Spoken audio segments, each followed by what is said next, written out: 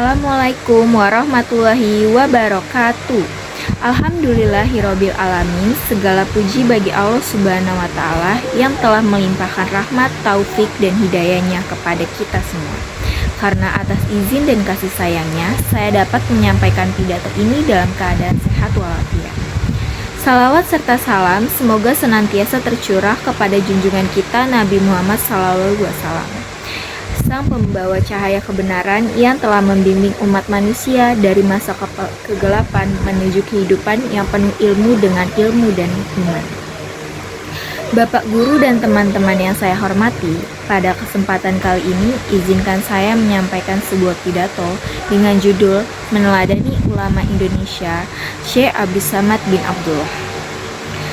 Teman-teman sekalian, di Indonesia kita memiliki banyak ulama besar yang menjadi pelita bagi umat Islam.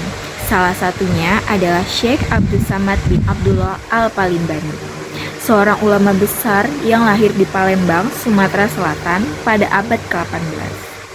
Beliau dikenal bukan hanya karena ilmunya yang tinggi, tetapi juga karena ketulusan hati dan perjuangannya dalam menegakkan agama Islam. Sejak masih muda, Syekh Abdus Samad sudah menempuh perjalanan jauh untuk mencari ilmu.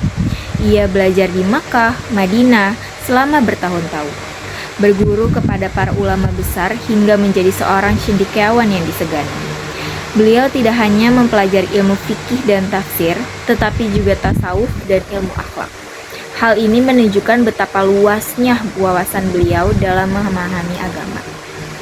Setelah menuntut ilmu, Syekh Abdus Samad menulis berbagai karya penting agar masyarakat Nusantara bisa lebih memahami Islam secara mendalam. Di antara karya terkenalnya adalah Hidayatus Salikin dan Siyarus Salikin. Dua kitab ini yang membahas tentang penyucian hati, keikhlasan, dan kedekatan seorang hamba dengan Tuhannya.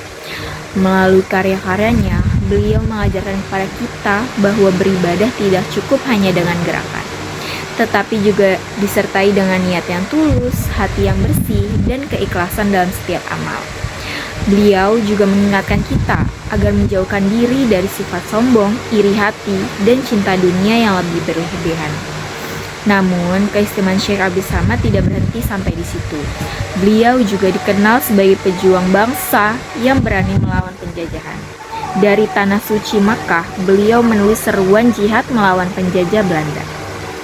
Menurut beliau, melawan penjajahan bukan hanya urusan politik, tetapi juga bagian dari keimanan.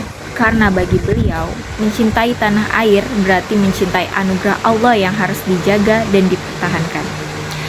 Teman-teman yang saya banggakan, dari kisah hidup Syekh Abdus Samad bin Abdullah, ada banyak nilai penting yang bisa kita teladani. Pertama, beliau mengajarkan kita betapa pentingnya menuntut ilmu. Ilmu adalah cahaya yang akan menuntun kita pada kebenaran. Maka, sebagai pelajar, kita harus rajin belajar, tidak mudah menyerah, dan selalu haus akan pengetahuan. Kedua, beliau mencontohkan keikhlasan dalam beramal. Apapun yang kita lakukan, sekecil apapun, jika dilakukan dengan niat yang baik dan tulus karena Allah, maka akan bernilai ibadah. Ketiga, beliau menunjukkan bahwa cinta tanah air adalah bagian dari iman. Sebagai generasi muda, kita juga harus mencintai Indonesia dengan cara yang sesuai zaman kita.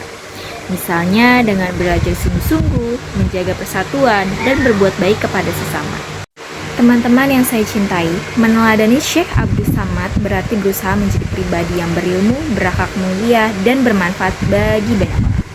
Beliau telah memberikan contoh bahwa seorang muslim sejati tidak hanya pandai dalam ilmu agama, tetapi juga memiliki kepedulian terhadap masyarakat dan bangsanya. Jadi, mari kita jadikan semangat perjuangan beliau sebagai inspirasi dalam kehidupan kita sehari-hari. Belajarlah dengan sungguh-sungguh, amalkan ilmu yang kamu dapat, dan selalu berbuat baik dengan niat karena Allah Subhanahu wa Ta'ala.